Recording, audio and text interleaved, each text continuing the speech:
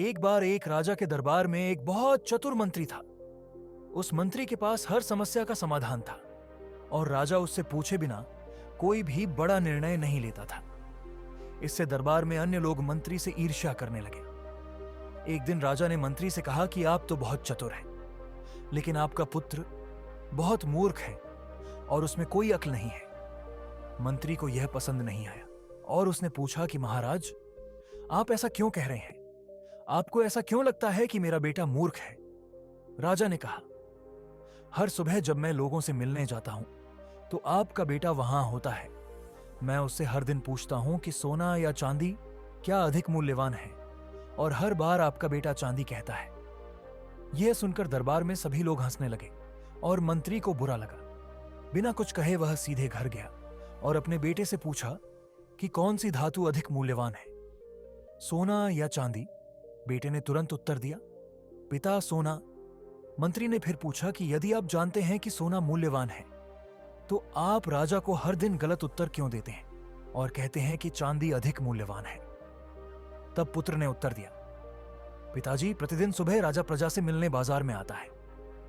वह हर दिन मुझे बुलाता है, मेरे सामने 2 सिक्के रखता है, एक चांदी का और एक सोने का, और मुझसे कहता है कि अधिक मूल्यवान सिक्का ले लो। मैं चांदी का सिक्का उठा लेता हूं और राजा हंसता है और चला जाता है। तब मंत्री ने अपने बेटे से पूछा कि तुम रोज चांदी का सिक्का क्यों चुनते हो? आज इसी वजह से पूरी कोर्ट ने मेरा मजाक उड़ाया। यह सुनकर बेटा अपने पिता को अपने कमरे में ले गया और एक बक्सा खोला।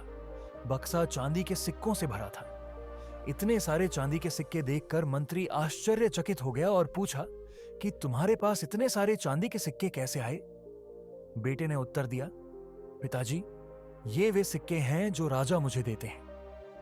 जिस दिन मैं राजा को सही उत्तर दे दूंगा और सोने का सिक्का ले लूंगा, वह मुझसे यह प्रश्न पूछना बंद कर देगा और मुझे प्रतिदिन चांदी का सिक्का मिलना बंद हो जाएगा। जब मैं चांदी का सिक्का उठाता हूं और कहता हूं कि चांदी सोने से अधिक मूल्यवान है, तो राजा को आनंद आता है। वह हंसता है और बिना ज्यादा सोचे समझे चला जाता है। मैं एक सोने के सिक्के के लिए अपना दैनिक चांदी का सिक्का खोना नहीं चाहता। यह सुनकर मंत्री को अपने बेटे पर गर्व हुआ और उसे समझ आया कि भले ही लोग उसके बेटे को मूर्ख कहते हों, लेकिन उसके बेटे की बुद्धि कुछ ऐसी थी जिसे केवल एक बुद्धिमान व्यक्ति ही समझ सकता था। अब जब भी कोई उनके बेटे को मूर्ख कहता तो मंत्री मुस्कुराते और चले जाते। दोस्तों, आपने देखा होगा कि कुछ लोग थोड़ा सा काम करते हैं और उसका दिखावा बड़ा कर देते हैं, जबकि अन्य लोग दिखावा किए बिना महान कार्य करते हैं। यदि आप जानते हैं कि आप जो कर रहे हैं वह सही है, तो इससे कोई फर्क नहीं पड़ता कि लोग आपको मूर्ख या पागल कहते हैं।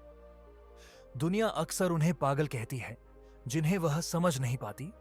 इसलिए यदि आप इस कहानी को अधिक लोगों के साथ साझा करना चाहते हैं, कृपया इस वीडियो को लाइक करें। मैं अगली बार आपको इसी तरह की एक और कहानी के साथ मिलूंगा। इसलिए धैर्य रखें, आभारी रहें और जीवन में आगे बढ़ते रहें।